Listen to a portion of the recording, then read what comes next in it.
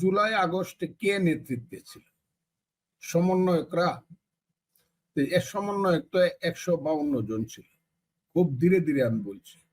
এদের মধ্যে কেউ মরে নাই, কেউ শহীদ হয়, কারো গায়ে একটা গুলিও লাগে নাই।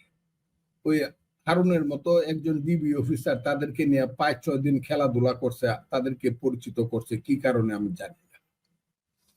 তাদের তারা খুব জ্ঞানী গুণী ছাত্রনেতা ছিল ৫ই আগস্টের আগে, এটা কিন্তু কেউ জানতো না। এটা কিন্তু এরা কোনোদিন ছাত্রনেতা ছিল না, কোনোদিন কলেজে, ইউনিভার্সিটিতে, বিশ্ববিদ্যালয়ে কোথাও ছিল নেতা হিসেবে, এটাও জানা ছিল। এরা হলো, এদেরকে দিয়ে আন্দোলনটা করানো হয়েছে। কারা করাইছে? যারা প্রডিউসার, প্রযোজক, যারা যারা ডাইরেক্টর।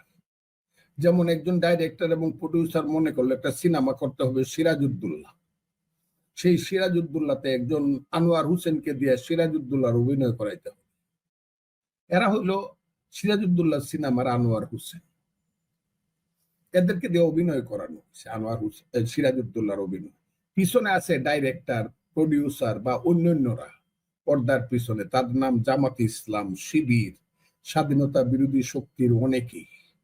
তারা তাদেরকে এই কাজটা করাইছে, যে কারণে ৯ মাস পর্যন্ত তারা কোনো সময় বলছে ২৪ মানি, ৭১ মানি না, ৪৭ মানি, স্বাধীনতা হয় নাই, শেখ মুজিবুর রহমানকে এই দেশ থেকে অপ্রাসঙ্গিক করে দিব, কিসের মুক্তিযুদ্ধ, কেউ কিছু না।